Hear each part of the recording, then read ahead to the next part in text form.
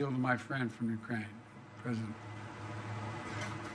Thank you so much, Mr. President Biden, dear President, dear journalists, dear Ukrainians, dear Americans, and thank you so much. Thanks, Italy and Georgia, for an invitation.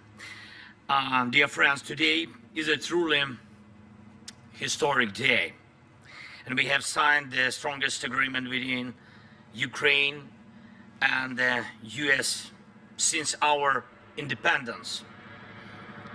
And this is an agreement on security and thus on the protection of human life.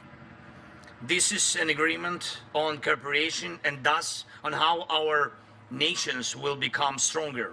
This is an agreement on steps to guarantee sustainable peace, and therefore it benefits everyone in the world, because the Russian war against Ukraine is a real global threat.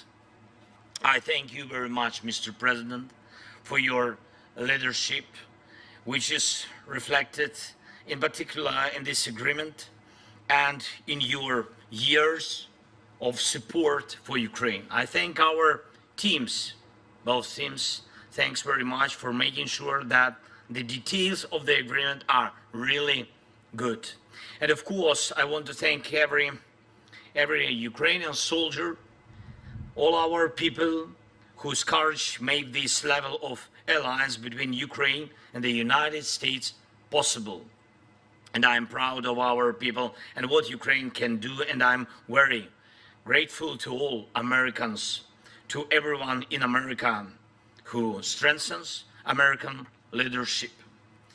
So, under the points of the agreement, first, the agreement contains a very detailed, legally binding part, and this means the credibility of America's support for our Ukrainian independence.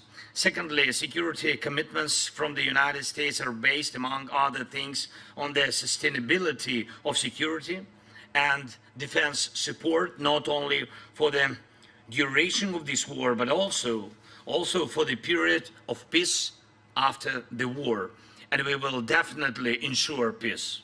Third, it clearly states that America supports Ukraine's efforts to win this war.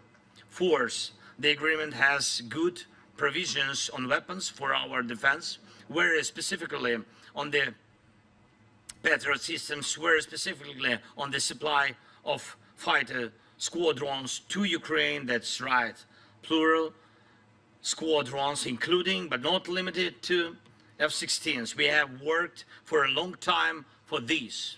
The agreement is also very specific about the supply of the necessary weapons, joint production, and strengthening of the defense industries of our countries through our cooperation. And this is something that will not only provide security, but also new, good jobs for Ukrainians and Americans. The agreement also outlines what is needed in terms of intelligence information. The agreement contains key aspects of protecting the lives of our people. Fifth, it is very important that the agreement also addresses the issue of Russia's just responsibility for this war and its attempts to destroy Ukrainians. America supports both fair compensation for the damage caused by Russian strikes and working out ways to ensure that frozen Russian assets are used to protect and rebuild Ukraine.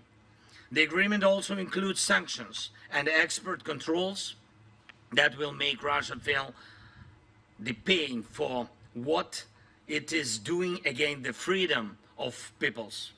And two more things. I'm grateful that the philosophy of our security agreement is in fact the philosophy of the alliance, and that is why the issue of NATO is covered through the text of the agreement. It states that America supports Ukraine's future membership in NATO and recognizes that our security agreement is a bridge to Ukraine's membership in NATO.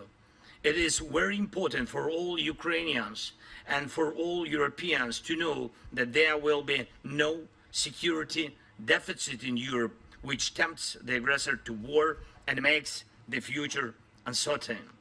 Now we are clearly defining everything. We will cooperate for the sake of victory, make peace guarantees effective, and provide the necessary security for our people. And thank you, Mr. President, for your leadership in the G7's decision on 50 billion loan for Ukraine. It's a vital step forward in providing sustainable support for Ukraine in winning this war. Russian immobilized assets should be used for defending lives of Ukrainians from Russian terror and for repaying the damage aggressor caused to Ukraine. It's fair and absolutely right. Mr. President, thank you, your team. I would also like to thank the United States Congress for their support, both parties, both chambers.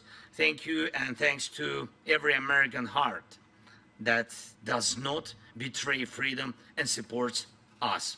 Slava Ukraini! Thank you.